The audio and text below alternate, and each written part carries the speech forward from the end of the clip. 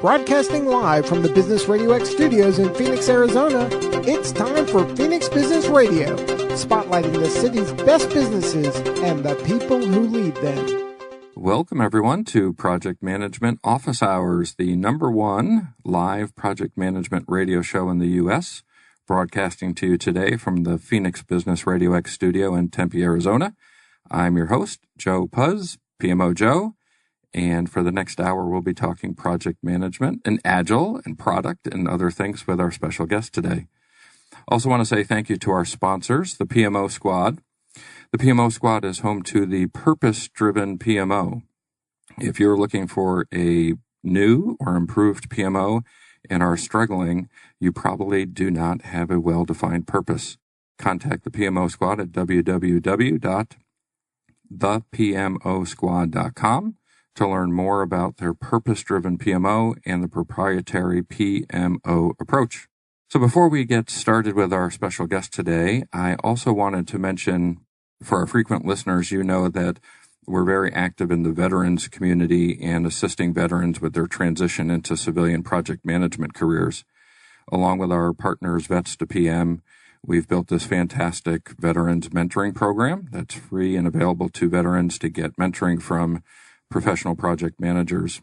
Today, we're actually very proud to announce we have an additional partnership in place with IIL, the International Institute for Learning.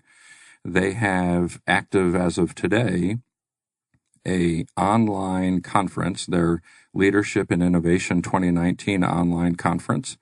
It runs from today through June 9th. Registration is $189 for that. But through our partnership with our veterans organization, they're giving that free to all veterans. So if you are a veteran, you can go out to www.iil.com, register for the Leadership and Innovation 2019 online conference, and use code VETMENT, VETMENT, and your access to this online conference, to keynote speakers, content, PDUs, is completely free. So super excited to have an opportunity to bring that to veterans. For our non-veterans out there, IIL has also helped us with that, and they are offering $20 off the cost by using code VETSIIL, Vets IIL. So super excited about that. Thank you to Vets to PM, our partner in our mentoring program, and also, of course, special thanks to IIL for making this available to all the veterans out there. All right, so let's get into our show. We are live, and today we have great evidence of being live. We were scheduled to have two fantastic leaders with us this morning. Danielle Crop is with us here in studio, and Dana Brownlee is remote and trying to make a connection. So we may be able to connect to Dana during the show. If not, of course, we'll work with her to get her rescheduled. So for everybody tuning in, listening for Dana, bear with us. We're working through some technical challenges. So with that, also want to remind everybody that we are live, of course, so you can use hashtag PMO Joe to tweet in any questions. We don't take calls, but we do take tweets. So if you have a question for myself or for Dana or Danielle, please tweet in hashtag PMO Joe, and we'll get to those on air. So thank you, Danielle Crop, for joining us. I want to give you a second to say hello to everybody and introduce yourself. Well, thank you for having me. So I'm Danielle Crop, and I work at American Express as an executive in product management. And been working over the last few years a lot on Agile Transformation, which I'm excited to talk to you guys about today. And I have a very unusual path. I think that's actually quite common in product management. Started out actually with a undergraduate degree in forestry. Oh, wow. Yeah. So, thought I would be, surveying birds in the woods. And here we are in the desert, too, in your forestry. That didn't quite go that direction. So I had a little bit of a turn in there to go to a master's degree in statistics. So I wanted to make better decisions about the environment. So I went back, got a degree in statistics. While I was doing that, I was actually doing a job in graphic design. So to say I'm a little eclectic is an understatement. Great diverse background. My husband was also getting his degree in computer science. And we had to stay put where we were at the time.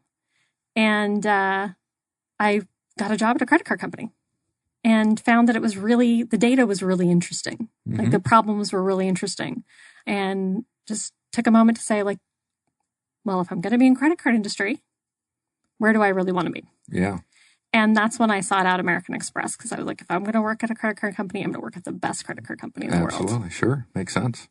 That's fantastic. And such a great diverse background to be able to bring to them to get experiences beyond perhaps what their normal mindset was for their employee set, right? To have you come in and work with them. I love that. We first met at an event here locally in Phoenix that PMI, the local Phoenix chapter, had put on called Agile Up. And that's where I heard your presentation on the Agile Transformation at American Express and thought, wow, what a great topic for our show. We've had Dmitry Ponomarev, who was on, also at the Agile Up.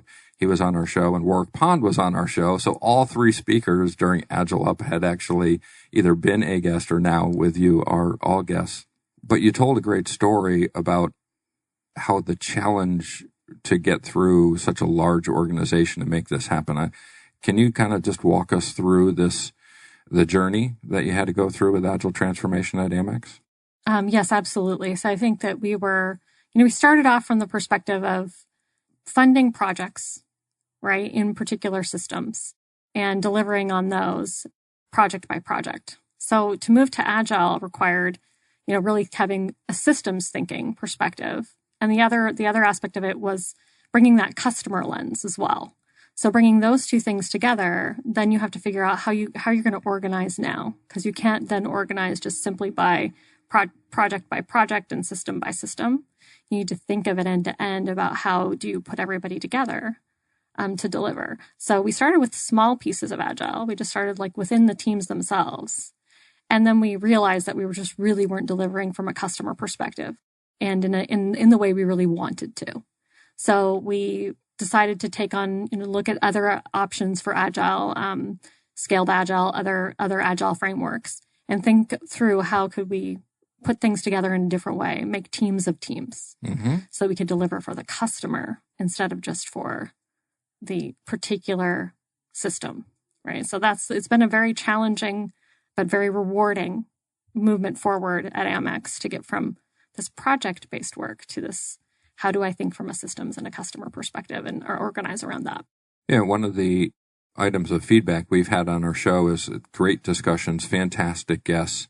Is there an opportunity during any shows to actually talk about where it happened, right? Where it worked, or didn't work, and what were the challenges? So AMEX obviously is a giant company. What were some of the challenges that you encountered as you were going through this?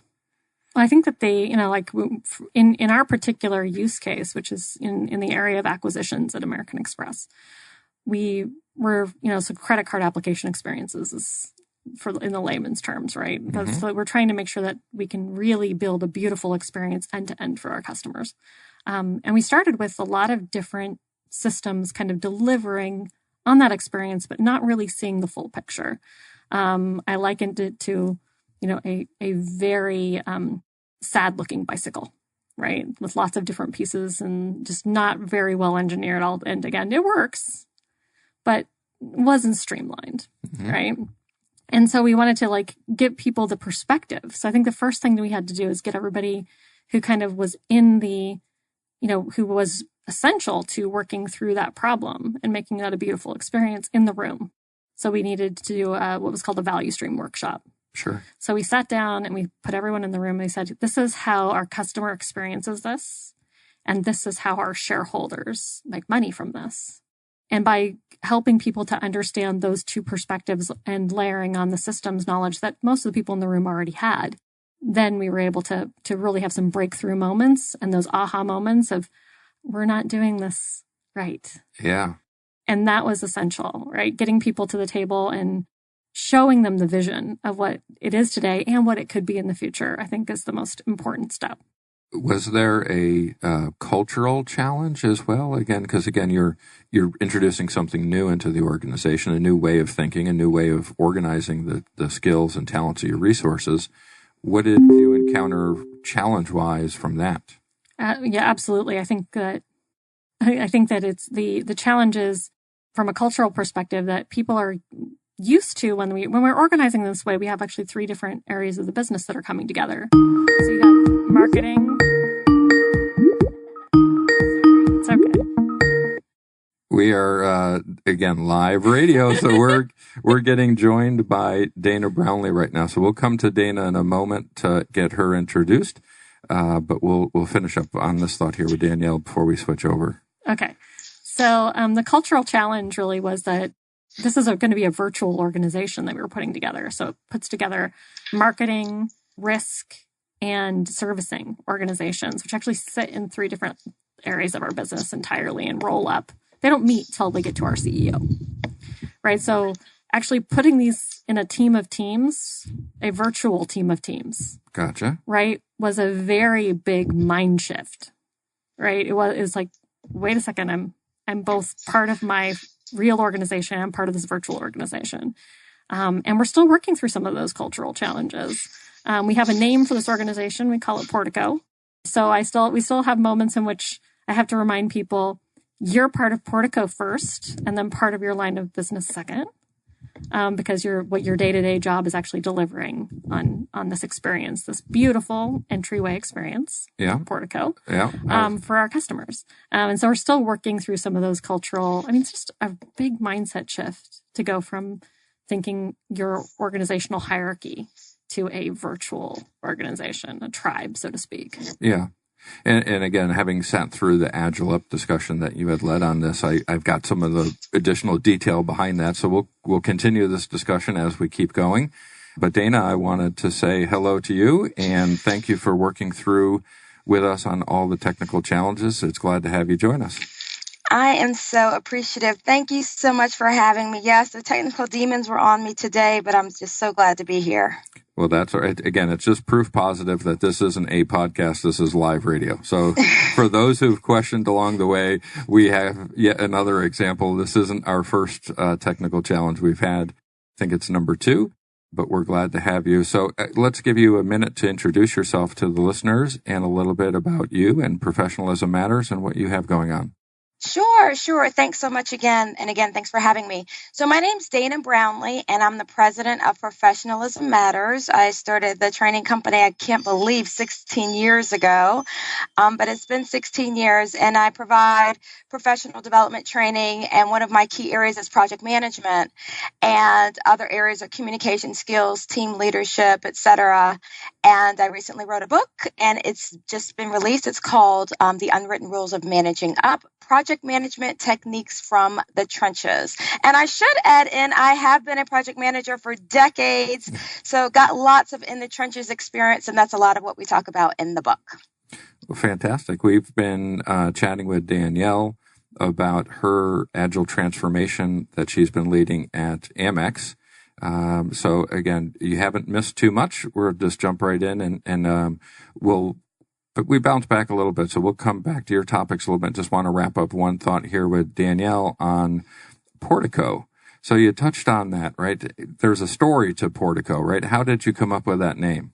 So I came up with that name when I was walking through, a old rundown abbey in Bury St. Edmunds in the UK. So it's one of those abbeys that Henry VIII smashed to pieces when he divorced his wives.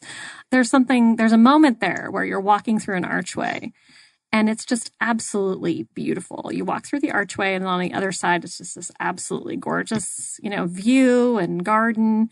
And that's what we wanted to portray with Portico as we're bringing it in, for our customers, is how do we make this beautiful entryway experience from, a form field experience, which is usually not very pleasant, right? Yeah. So how do we accomplish that? That's our goal, is to make it feel super welcoming and beautiful. Yeah, I love the visual that you painted there for us. I can picture myself walking through that and seeing on the other side. And of course, that's the goal with the transformation, right? Is to come out on the other side. And Dana, coming back to you a little bit now, trying to tie in a little bit of what we've been chatting about with this Agile managing up, and your book is all about being flexible, I'm guessing. Is there components of that in Agile in the way to manage up? I can see a real close link between how we can connect Agile thoughts from a transformation into managing up. Yeah, absolutely. I mean, managing up is all about truly being collaborative. A lot of times we talk about being collaborative, but we're not. It's pretty much the senior executive or the team leader kind of barks orders and everyone kind of scurries around and tries to get it done, whether they believe in it or not, or whether they have questions or not. And in an agile environment, you can't afford to do that. I mean, if you see that we're about to run off a cliff or we're making a poor decision, to me, agile is all about kind of stopping us in our tracks and saying, hey, let's take another look at that, because we don't want to waste, 2-3 weeks or months on the project kind of going in the wrong direction. So I think that managing up is a critical component of it, because again, it's all about speaking truth to power, being honest, questioning when necessary, but, really having that truly collaborative workplace environment. And I guess there's probably different types of bosses you could have, which would require different types of communication to manage up, right? Certainly. And that's a big reason why I wrote the book, to be quite honest. This was never one of my topics that, I said, hey, I want to talk about managing up. But what I found was I was speaking at all these different project management conferences, and irrespective of the topic that I was talking about, I was always giving lots of techniques. And invariably, one of the very first questions I would always get is some flavor of, but what if my project sponsor is the problem? Or what if I can't get the client to buy into it? Or what if this senior level stakeholder is the one that's causing all the problems, or they're not being supportive? And so as a result of that, I said, I think there's something here. This is a huge pain area. And to your point, more specifically, there are lots of different flavors of these more difficult types of personality. In the book, I highlight 6 that are pretty common, but I actually launched a survey before I wrote the book, and I got almost 1,200 responses. And some of the responses were absolutely hilarious. I didn't even ask the question, but people gave me kind of monikers for their favorite type of difficult boss or difficult senior level stakeholder, from the sloth to the snake to some that are a little bit more common, the micromanager, the wishful thinker, the tornado. But certainly that's a difficulty, is handling those tricky senior level personalities, because again, they're senior. So we need to be respectful. And certainly we need to follow directions, but we want to do what's best for the project. So how do you navigate that kind of tricky tightrope? And I'm guessing, Danielle, in this transformation, you probably encountered, I won't call them sloths or snakes or tornadoes, but I'm sure you encountered similar challenges. Yeah, absolutely. I mean, you've got, a group of 600 people you're bringing together to create Portico, and leaders across many different areas. So absolutely the collaboration and the negotiation across a lot of different personalities, I think is very common when you're trying to solve complex problems, or you're trying to get a deal done, or whatever it might be, right? So I think that's very, very, very applicable. I loved what she said about collaboration, because I think that what it's really for us is that I'm trying to make collaboration unavoidable. Right. So empower the teams. Right. Empower the teams, put them together in the same places to discuss things at the right cadence and the right times, so that they don't have any choice. They can't avoid it, right? So that's how you get to those quick decisions that Dana was talking about, is that you get that information out on the table, you debate it, you get it decided, and you move forward. Now, when you're doing that, again, new to the organization, culturally, did you get resistance? People who didn't want to speak up? People who kind of crept back into the shadows and said, I'm going to watch this all play out before I actually add my 2 cents, because they were afraid of repercussion? Absolutely. Right. I mean, that's, there's the folks that embrace this very readily and are ready to just kind of they've been waiting for this moment. Right. But there's also the folks that just don't necessarily know what to make of this change. And they have been maybe through, quite a few of these in the past in one way or another. And they're waiting to see, is this one going to stick? Right. Is this one really going to make the difference that is being, that's being told to me that it will make? And so we had a lot of conversations with the teams, and a lot of bringing them into to give feedback, right? So, and retrospectives are a classic Agile tool, right? So we have lots of retrospectives. And we basically, told them that you must speak up, that, it was an obligation and not, so that's made a big difference, I think, in the teams, is that they now know that if they speak something that they thought might have been disagreeable in the past, that they're not going to have any repercussions. So it's just about reinforcing that behavior and allowing people to speak. And then even if they say something that you don't like, you let them have that moment, right? And you listen to them, and you can't quell ideas or dissent, because you need it in an Agile environment. And Dana, trying to take that a little deeper and connecting it to your book, right? We're talking about within teams, having people speak up and speak their mind and get that out there. But when you're saying that to a boss, right, that's another level challenge. How did you deal with that in the book? Well, really, we can look at that from two different perspectives. I love what she was just talking about in terms of, trying to build that, I call it a culture of candor, where someone's willing to tell the boss they've got an ugly baby. I mean, nobody wants to tell the boss they've got an ugly baby. But unfortunately, sometimes if we don't, we end up on that dog project that we're all like pulling our hair out six months from now. So I think it kind of goes both ways. In the book, one of the things I do talk about is from the leader's perspective, what are some techniques, what are some things that you can do to try to build that culture of candor? And so she was just sharing an example that I think certainly is really helpful, but I would just reemphasize and definitely piggyback on that to say, it's one thing to say it, hey, we want people to speak up, but sometimes you need some techniques. You need to do something demonstrative to really show them. I had one team, for example, that we worked on, and we actually we called it playing devil's advocate, and there was a sheriff's badge that we would use.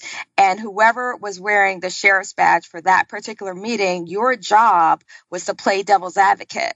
So no matter whose idea it was, your job a little bit was to kind of pick it apart or think about, well, what's the other side of it, or why might it not work? And then we would just rotate that meeting after meeting. And after a while, we didn't need the badge anymore, because we really realized that we truly did appreciate having that culture of candor. And then to answer your question on the flip side, if you've got that difficult boss, one of the techniques I talk about throughout the book is turning your statement into a question. So maybe it's not telling them you think it's a bad idea, but questioning some of the concerns or questioning some of the potential risks. So certainly that's a softer way to have that conversation. So wearing my sheriff's badge and being devil's advocate, I say, but man, I've had bosses that it just didn't matter, right? Some bosses they just can't be managed. Right. Absolutely. And thank you for that. I love that. But absolutely. One of the things that I introduce in the book is called the Defcon Scale. I don't know if anybody out there is old enough like me. You remember War Games, Matthew Broderick and War Games, where that was the first time I heard about the Defcon Scale, where Defcon 5 means we're perfectly at peace, everything's wonderful. But as you move to Defcon 4 and then all the way down to Defcon 1, that's like all out, thermonuclear war. And so I think in work environments is kind of a similar sort of DEFCON scale. So part of your assessing which techniques are going to work and not work is also you're assessing the environment that you're in.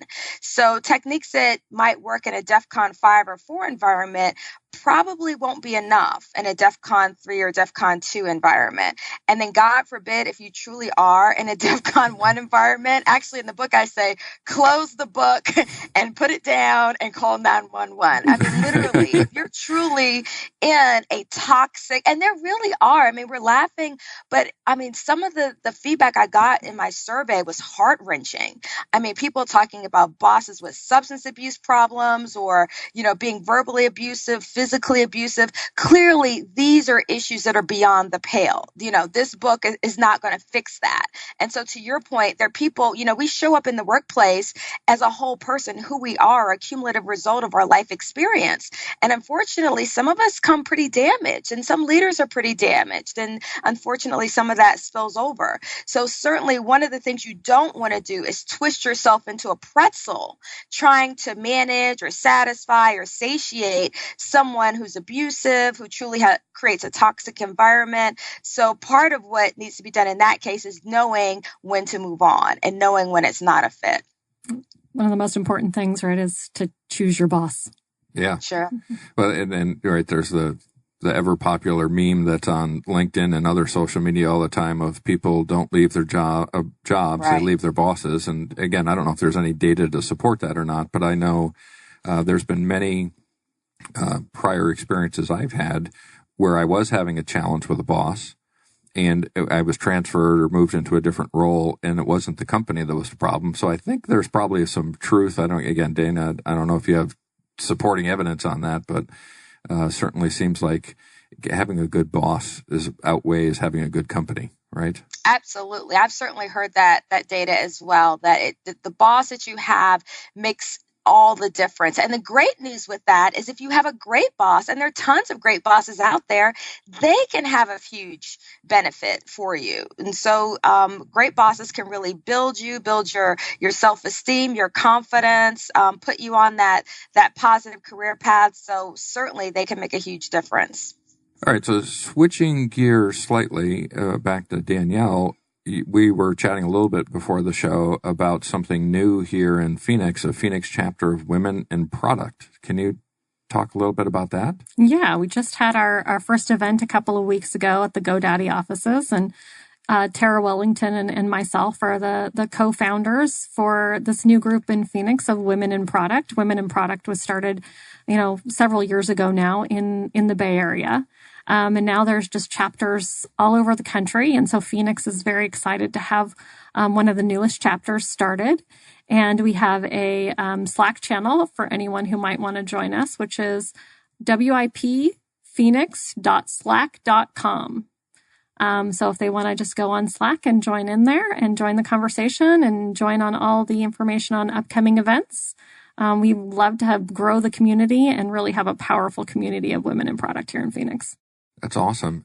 For me, who isn't as familiar with the product side, help us explain the benefit of being a part of this organization. Obviously, it sounds like there's tremendous value, but I'm just not familiar with it. So share with our audience what we can get a little more information about it. Yeah, absolutely. So, obviously we, share a lot of best practices around product management just holistically, and what are the skills that you need? We even have, a table at the event, which was about breaking into product if you're interested in the role.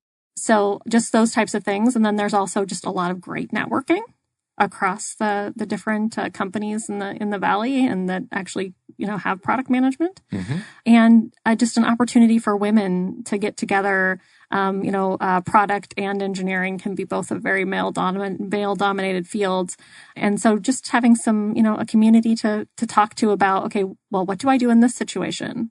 How should I approach that? And having that sounding board of women is just a really powerful thing. Yeah, I love that. And we, in the project management space, I think it's male-dominated as well. We have an upcoming guest in May, I believe. Elise Stevens from Australia. This will be our first live Australia guest we'll be having in May. She right now has an effort underway called #Celebrating Women in Project Management. And she's featuring 2 women from across the globe each day and their achievements in project management. So it's great to see another organization such as Women in Product that's out there celebrating the service and good that women bring in these male-dominated industries and professions. There's so much diversity that we're missing out on that we need to embrace what the obviously female leaders can bring to us. So I'm looking forward to talking with her, and so pleased, obviously, to hear that we're doing more of that here locally in Phoenix as well. And by the way, I think I've recommended to Elise that she reach out to both of you to connect to talk a little bit about the Celebrating Women in Project Management. So who knows, maybe you guys will be featured with Elise as well. Great. Would love to talk more about it. Sure. And I've seen it on LinkedIn. Looks wonderful. So, Dana, I'm wondering, you wrote this book. You're an international speaker, featured in publications all over the U.S. and the world. And you get asked these questions that lead to this book. But taking the book into practice, you're talking about techniques. What are some of the experiences that you've had managing projects and leading projects that you wish you had this book when you were the project manager as opposed to now being the author of the book? Yeah, actually, I get that question a lot after speaking events. People will often come up to me and say, God, this was wonderful, but I wish I had this like 6 months ago, or I wish I had this 2 years ago. So I think it's better to have some exposure sooner rather than later. But in answer to your question, some of the skills, I think that, of course, number one, relationship skills. One of the talks that I give, I talk about balancing task and relationship and how the most effective project managers out there, the most effective leaders out there are strong on task, but also strong on relationship. And what I've tended to see anecdotally is a lot of times, a lot of project managers, particularly in the IT space, have more of those that task side, but they don't have that EQ, that relationship side as much. And so they have to work at that. And so for me, I mean, if I could have bought EQ early in my career, heck, if I could buy it right now, I absolutely would. And so just understanding and acknowledging the importance of that, and realizing that it's not always just about on time, on budget, and who has the prettiest, shiniest Gantt chart, but it really is about being able to work effectively with people, being able to connect with a wide range of different personalities. So I would absolutely say building and developing those relationship skills, it's something that I wish that I had done a lot sooner in my career. And what I love about today's show is we have somebody that's very agile focused, somebody who's more, it sounds at least traditionally project management focused. We both are delivery minded, right? There's different techniques you use to deliver, but we're all focused on delivery. So you've both been mentioning similar challenges, and there's this competing agile versus waterfall mentality in the world. But really, it's all about which tool do we use at the right time to be able to deliver. So I'm assuming, right, Danielle, during your transformation process, there were different skills and techniques to fall back on outside of just traditional agile. Can you share some of those experiences? Oh, absolutely. So I think that, you have to, when you're thinking about agile versus waterfall, I think you really need to, like you said, it's a tool. And you want to use the right tool for the right situation.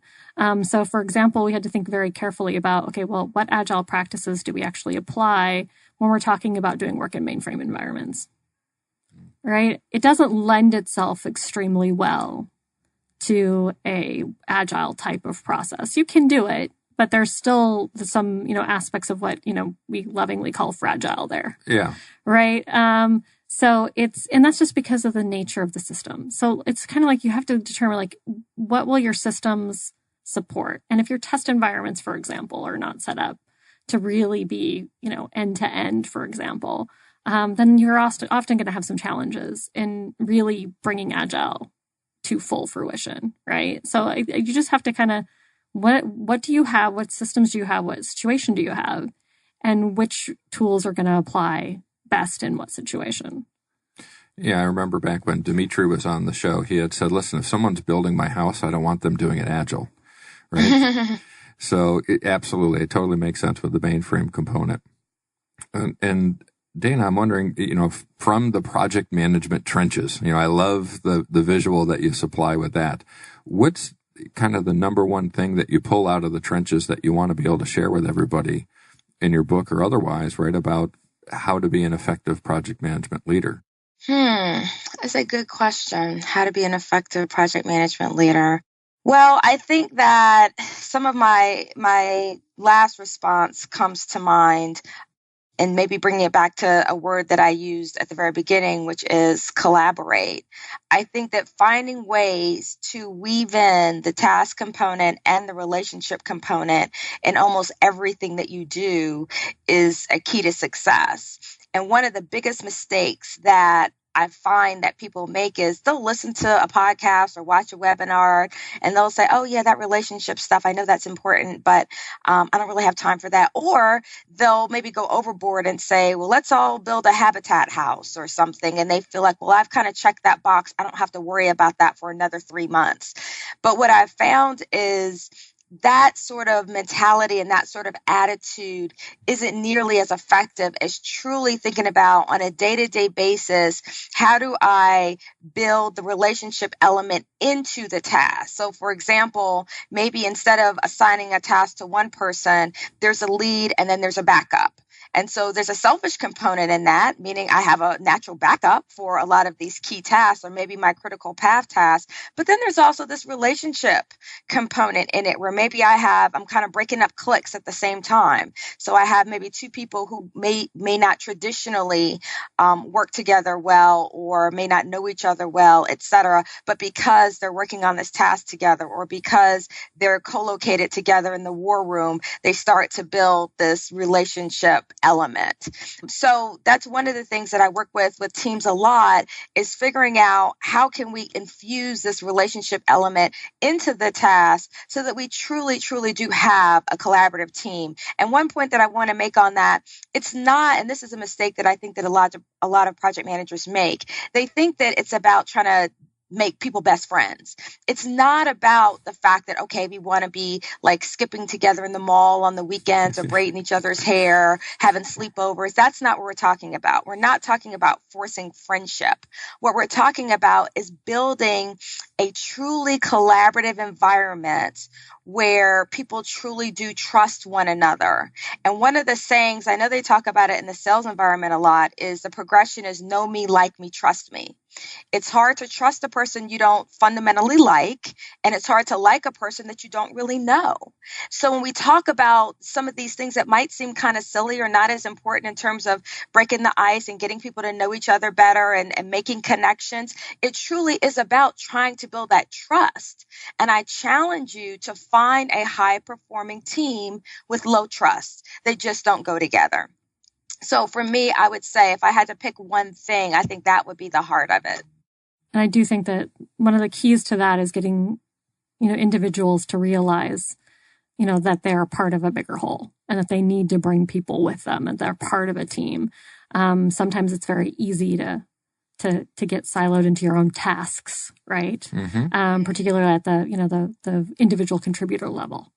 So I think giving them visibility into so for Portico, when we're talking about customer, so giving them visibility in what role do you play in delivering for our customer? And what does the role the person sitting next to you play in delivering for the customer? Then they have that ability to kind of step away from themselves and see the greater sum of the parts. And then that point in time, I think their mindset shifts so that they can be more collaborative. And they can then create that teamwork. But until you have that kind of moment, they'll continue to live in that silo and work in that silo.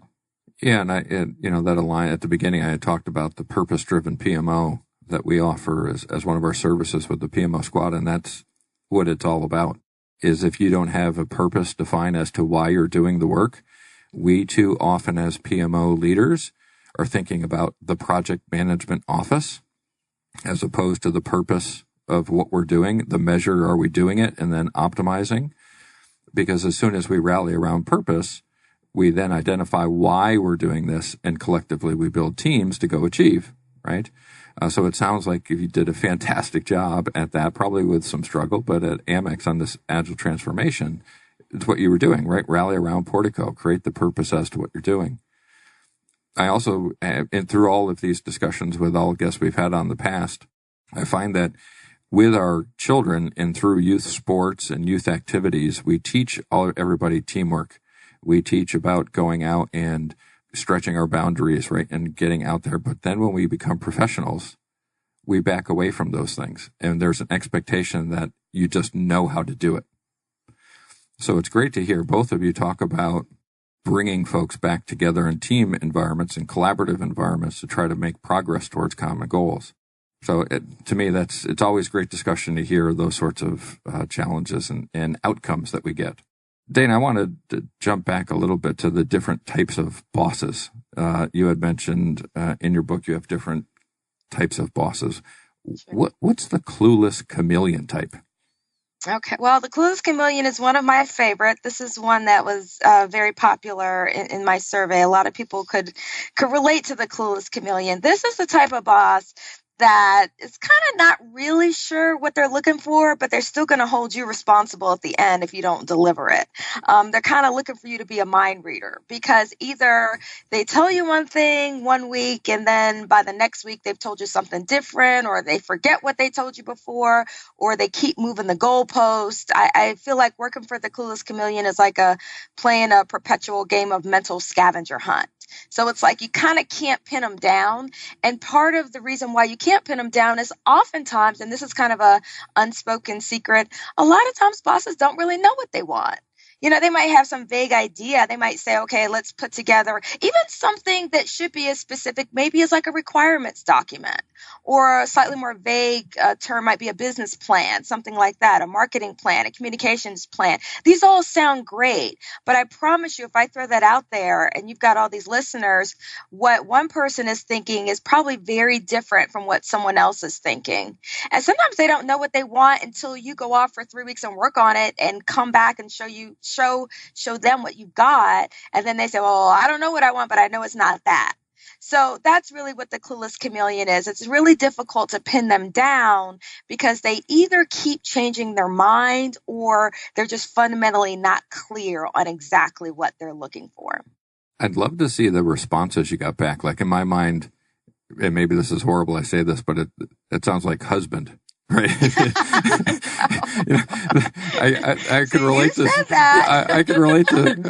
I could relate to several conversations where I think I may have been the clueless chameleon at home, unintentionally, of course, but Well, I will say this though. I think almost all of us have some of these type tendencies in us. So one of the things that I wanted to definitely try to do in the book, and I do when I speak to groups, is not separate myself. I mean, part of the reason why I feel like I could write it with authority is I feel like I've been every one of these personalities at one point or another. So I don't want to castigate these types, but just more so highlight them so that maybe we can also, when we're the project manager or we're the project sponsor, maybe we can recognize when some of these style characteristics are coming out in ourselves. Because I agree with where you're going with that. I mean, sometimes we've been the clueless chameleon ourselves. Well, and I would ask a question of anyone who thinks they have a boss who's a clueless chameleon, right? Which would be, are you asking them questions? Yeah. Right? Because I think that, I think back to like early on in my career when maybe I might have thought my boss was a clueless chameleon. And I look back and I think, oh, well, I had some responsibility there. Like I needed to ask more questions to understand what they wanted. So I want to make sure that I think that's probably true with all the boss types in your book. But it's like, people do need to ask themselves some questions about, is that really true? Or is there something I can do to make it better? I'm really glad you said that, because I think the personal responsibility component in this is huge and almost can't be overstated. So one of the things that I talk about is I say, difficult is really in the eye of the beholder. And I think I even put difficult in quotes, like for a good bit of the book. And I said, in one of the tests that I put in there, I said, well, if most of your bosses in your mind have been difficult, then maybe you're really the difficult one. Maybe the problem more so lies. So I completely am glad that you brought that up, because I do definitely think it's about collaboration. It's a two-way street. The victim thinking is a problem. And I go back through personal experiences, right? At some point early in my career, I made a conversion from having a job to having a career.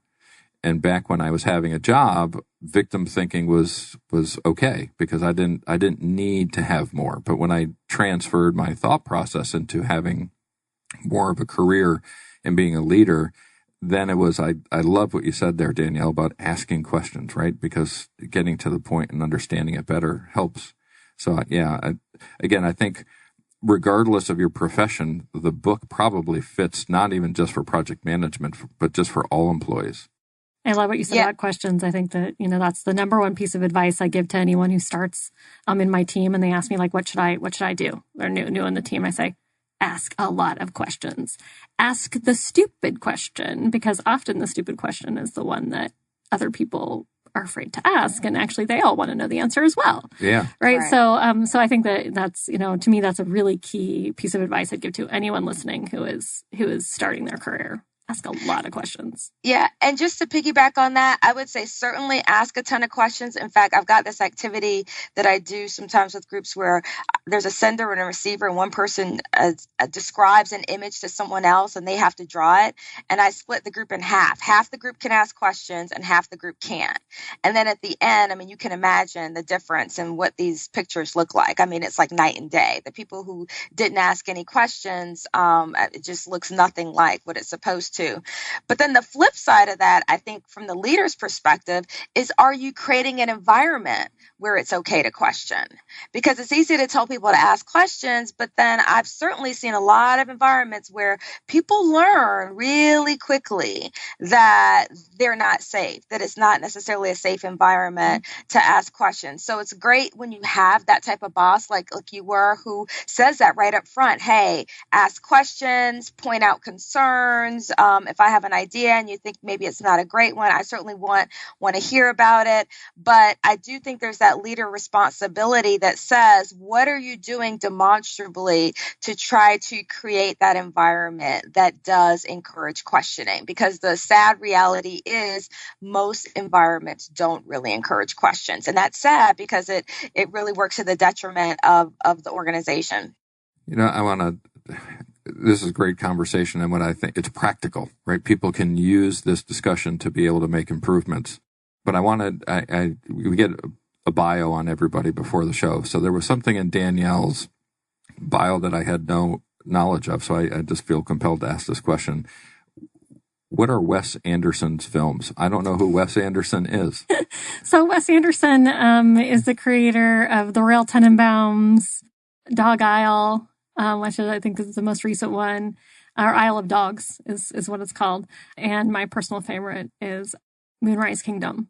And he does a lot of very stylistically interesting films. The Budapest Hotel. Royal Budapest Hotel? Doesn't sound familiar. The Real Tenenbaums, that one I remember. But those are all of his films, and they're usually slightly dark comedies with a lot of unusual flair, and I find them fascinating. Well, that's great, because now we have good insight into you, right? It helps us understand that better.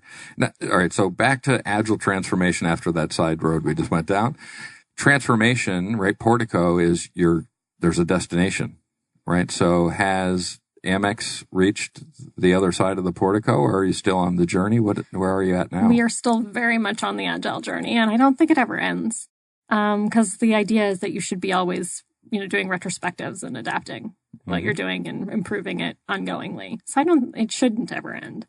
But we're still going through the process where in various different areas we use Agile terminology, but we don't necessarily, it's law versus spirit, I would say, is kind of, so we're still in various areas in different levels of maturity on Agile, but we are definitely very far down that road, and we continue to move down that road. And how long have you been on the journey so far? We've been on the journey for 4 years. Okay. So again, practical knowledge for folks out there. And of course, not every company is as large as American Express. The Titanic hit the iceberg because it was too big to avoid it, right? A lot of organizations which are smaller probably wouldn't take 4 years on an Agile journey, but stay with it, right? Stay the course and fight the good fight. Yeah. And often you're just, the Agile journey is, not just a factor of the culture of the organization and that change, but it's also a factor of the systems that have been built over a very long period of time that weren't built in an Agile fashion. So you have to kind of use some of the Agile transformation in actually, in evolving your environments. And that's the kind of stuff that takes time. So we are coming up on our time. And again, thanks to our listeners out there for hanging in with us as we had a rough start getting Dana on board. But we're glad that she was able to join us. Dana, I want to give you a moment to just tell our listeners how they can be in touch with you if they want to learn more about you and Professionalism Matters, or where they can get your book, a little more about the book. Just your opportunity here to speak to the audience and let them know where they can learn more about you. Sure. Well, again, my apologies for patching in late, but I'm so glad I was able to come on and just share a little bit with your listeners. So please feel free to reach out to me. Probably the best way is through LinkedIn. I'm pretty active on LinkedIn. I also have a column on Forbes.com, so I try to post there fairly regularly. The book is available at Amazon. And also for your listeners, I would love to offer kind of a giveaway, a PDF, which is a nice little cheat sheet. In fact, I tend to reference it myself. It has 6 different types of difficult boss: the clueless chameleon, the missing in action boss, meddlesome micromanager, wishful thinker, the tornado, and the naked emperor. And it's like a quick, handy front and back PDF that has specific techniques, like 4 to 6 techniques that you can use to try to manage up and better support, collaborate with that particular type of difficult boss. So for anyone who can send me or message me a proof of purchase via LinkedIn, I am more than happy to send you a PDF of this little handy sheet that you can use as a quick reference guide for tips for managing difficult bosses. So again, thanks so much for having me. No, it's our pleasure to have you on. Thank you so much for being able to join us. Danielle, same for you. A last opportunity here to share with the audience ways they can get in touch with you or Women in Product here locally as well. Yeah, the Women in Product Phoenix Slack channel. And they also, LinkedIn is a great place to get a hold of me. I'm the only Danielle Crop, with spelled CROP. So if you search for me, you're going to find me. That's fantastic. Thank you so much for coming on today and sharing your story with us. It's been awesome. Again, for the listeners, just want to remind everybody that in partnership with Vets to PM and IIL, we are now giving veterans free access to the Learning and IIL's Leadership and Innovation 2019 online conference that runs from today through June 19th. That's $189 value. That's completely free to veterans. So please go out to IIL.com. Register using the code VETMENT, VETMENT. And for our non-veterans, you can get a $20 discount as well by using VETS IIL as a discount code, VETSIIL. So obviously want to thank Danielle and Dana for joining us today. It's been fantastic conversation and practical application of some skills that I think the listeners really will benefit from. Also want to remind everybody that we are live the first and third Thursday each month at 11 a.m. here in Phoenix. Our next show will be on the 21st of March with Ruth Pierce and Michael Donnelly. So we're really looking forward to hearing from Ruth and Michael. And a reminder that the shows are recorded, so if you can't catch us live, please be sure to subscribe to Project Management Office Hours podcast on iTunes or Apple Podcast, iHeartRadio, Spreaker, Spotify, whatever your podcast platform of choice is. We're on all of them.